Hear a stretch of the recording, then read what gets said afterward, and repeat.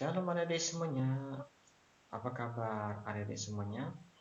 Apakah semua adik-adik semuanya baik-baik saja? Jadi kakak pada hari ini akan mengajarkan tentang materi berdoa.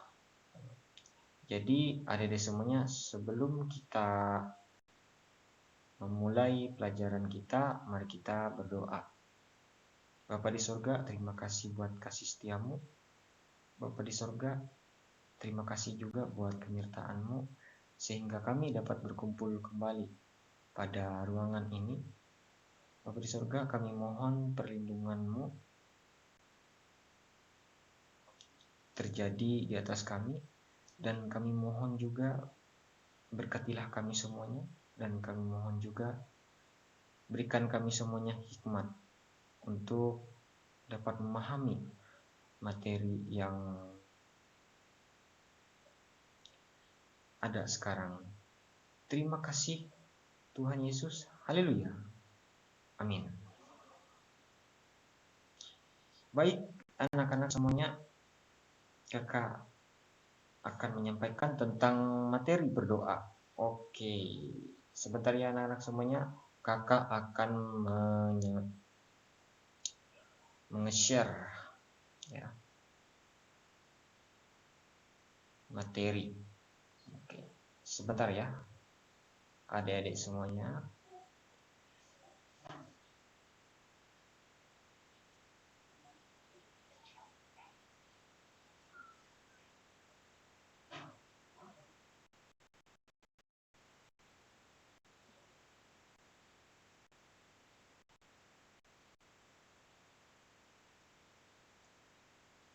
Apakah ini kelihatan sudah?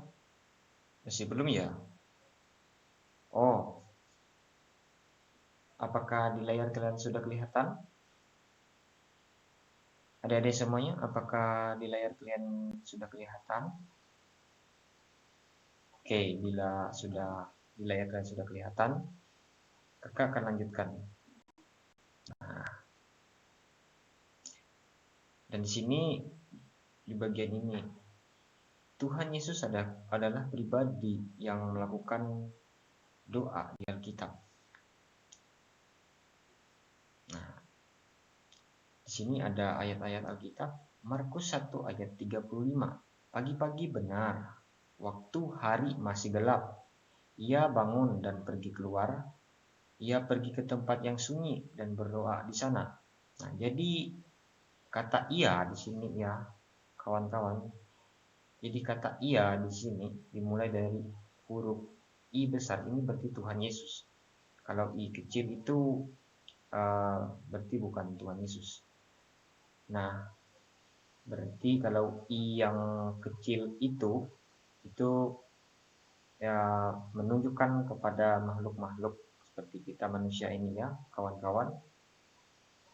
Ya, adik-adik semuanya. Jadi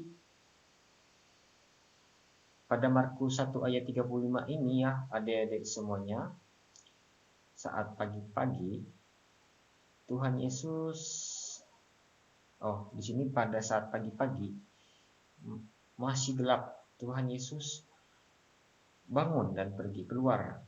Jadi dia berdoa ya kawan-kawan, berdoa di tempat yang sunyi. Jadi Tuhan Yesus dulu berdoa. Nah, gitu ya kawan-kawan. Kemudian pada Lukas 9 ayat 28 sampai 29. Kira-kira 8 hari sesudah segala pengajar itu, Yesus membawa Petrus, Yohanes dan Yakobus lalu naik ke atas gunung untuk berdoa. Nah, jadi Tuhan Yesus dahulu membawa Petrus, Yohanes dan Yakobus ke atas gunung untuk berdoa. Jadi Tuhan Yesus dulu mengajak murid-muridnya untuk berdoa di atas gunung. Ketika ya, dan ayat 29 masih di Lukas 9 ya, kawan adik-adik semuanya. Ketika dia sedang berdoa, rupa wajahnya berubah dan pakaiannya menjadi putih. berkilau-kilauan. Jadi Tuhan Yesus dahulu ketika sedang berdoa, rupa wajahnya menjadi berubah, dan pakaiannya menjadi putih, ya. Jadi kawan-kawan, jadi ada di semuanya ketika Tuhan Yesus berdoa, Tuhan Yesus itu berubah, ya. Nah, kemudian selanjutnya, nah di sini ada juga ayat-ayat Alkitab, Matius 14 ayat 23. Dan setelah orang banyak itu disuruhnya pulang, Yesus naik ke atas bukit untuk berdoa seorang diri. Ketika hari sudah malam, ia sendirian di situ. Nah, jadi di sini kawan-kawan,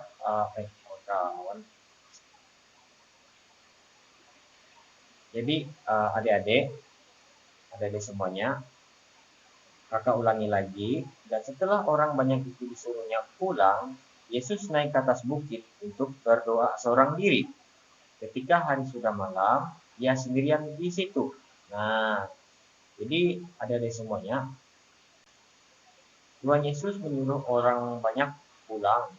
Kan banyak orang bahkan di daerah itu. Jadi Tuhan Yesus naik ke atas bukit untuk berdoa seorang diri. Nah, kemudian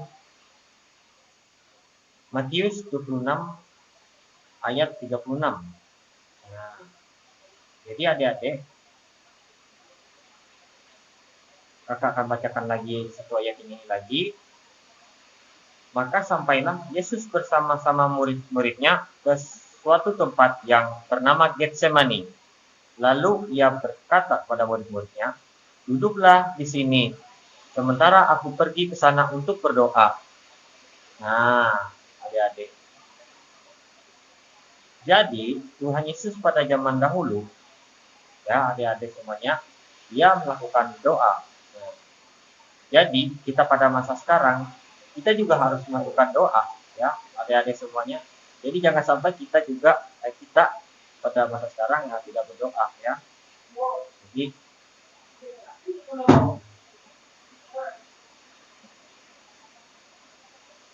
Jadi ya adik-adik semuanya,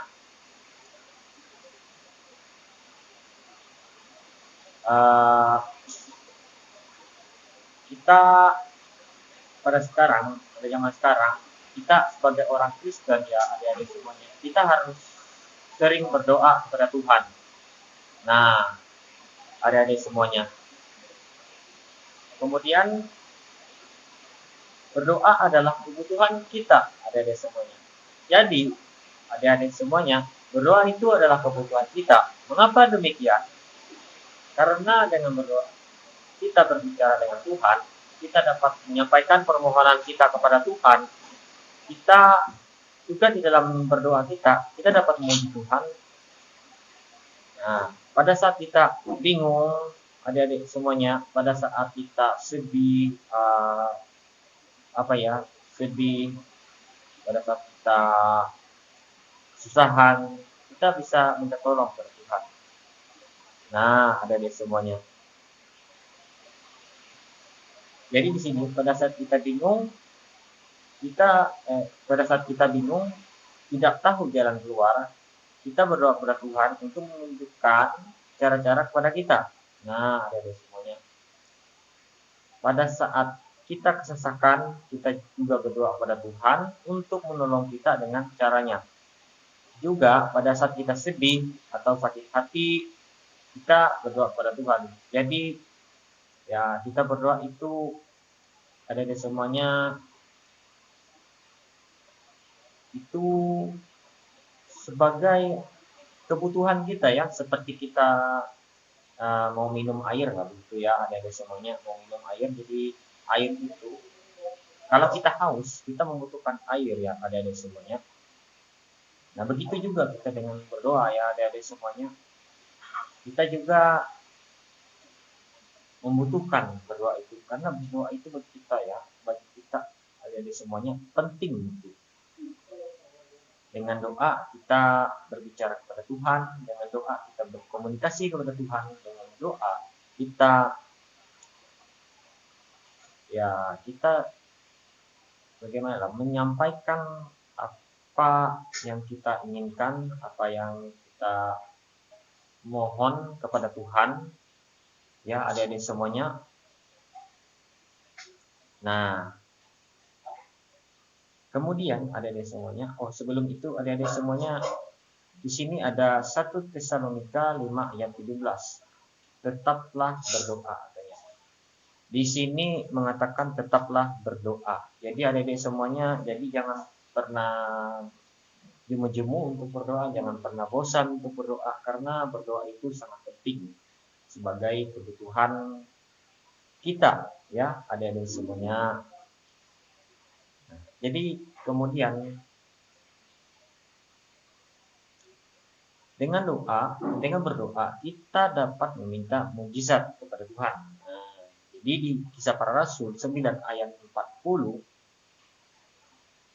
kakak akan bacakan, tetapi Petrus menyuruh mereka semua keluar, lalu ia berlutut dan berdoa. Kemudian ia berpaling ke mayat itu dan berkata, "Tabita, bangkitlah." Lalu Tabita membuka matanya, dan ketika melihat Petrus, ia bangun lalu duduk. Oke, kakak ulangi lagi membaca ini. Tetapi Petrus menyuruh mereka semuanya keluar, lalu ia berlutut dan berdoa. Kemudian ia berpaling ke mayat itu dan berkata, "Tabita, bangkitlah." Lalu Tabita membuka matanya, dan ketika melihat Petrus, ia bangun lalu duduk. Jadi kisahnya di sini, saudara-saudara, Petrus itu sedang melayani. Dia berdoa kepada Tuhan untuk untuk Tuhan membangkitkan orang yang sudah mati. Nah, jadi di sini, jadi orang yang mati ini bangkit, ya. Ada semuanya, orang mati ini bangkit. Nah, jadi mukjizat terjadi di sini, ya, ceritanya di sini di Kisah Para Rasul 9 ayat 40. Nah, dan pada bagian bawah ini adik-adik semuanya, pada saat kita berdoa sungguh-sungguh kepada Tuhan. Nah, ini pada saat kita berdoa sungguh-sungguh kepada Tuhan, ya, adik-adik semuanya, jika Tuhan berkenan kepada doa kita itu, berkenan kepada doa yang kita minta itu, yang kita mohon kepada Tuhan, maka doa itu dikabulkan oleh Tuhan. Dan pada saat Tuhan mengabulkan doa kita, maka mukjizat bisa terjadi. Nah, mukjizat terjadi. Jadi kawan-kawan semuanya,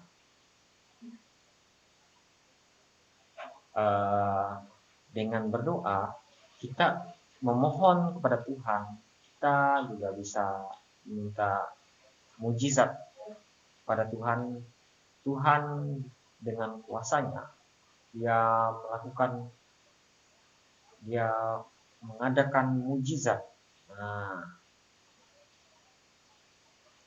jadi kawan-kawan semuanya, berdoa itu penting. Nah, kawan-kawan, adik-adik semuanya, berdoa itu penting, ya, adik-adik semuanya. Karena kenapa? Berdoa itu ya kebutuhan kita.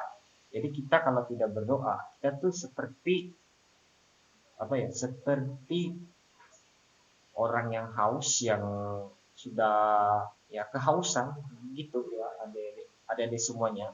Nah, jadi dengan berdoa kita dapat minta sesuatu kepada Tuhan. Nah, tapi ya berdoanya jangan asal yang aneh-aneh isinya. Berdoa yang isinya juga jahat tuh, minta sesuatu untuk mencelakai teman gitu. Ya Tuhan tidak akan berkenan kepada doa kita itu. ya adik-adik semuanya. Apakah adik-adik semuanya sudah mengerti dengan materi yang kakak sampaikan pada hari ini? Apakah ada yang ditanyakan mengenai materi tentang berdoa pada hari ini ya adik-adik semuanya? Nah, nanti setelah ini adik-adik semuanya, nanti kakak akan beri tugas kepada kalian, atau ya sekarang aja lah kakak beri tugas kepada kalian. Jadi tugasnya kalian menulis kalian menulis jawaban. Nah, jadi menulis jawaban kalian sampai mana kalian sudah mengerti, memahami materi. Jadi tentang berdoa, menurut kalian itu berdoa itu bagaimana ya? Jadi menurut kalian itu ada di semuanya berdoa yang baik itu bagaimana? Nah, dan kedua, kalian tulis juga apa-apa saja yang kalian masih bingung. Nah, pertanyaan apa-apa saja yang kalian masih bingung, ada di semuanya yang masih bingung mengenai materi ini, kalian bisa langsung tulis di situ. Nah, jadi kakak akan tahu apakah kalian di bagian mana kalian masih bingung. Oke. Jadi adik-adik semuanya, dan juga yang ketiga, adik-adik semuanya kalian tulis pendapat kalian mengenai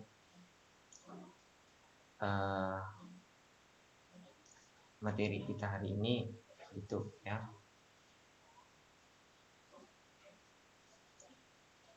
Dan maksud kakak itu ya pendapat kalian bagaimana ya mengenai materi hari ini itu, atau gimana ya mengenai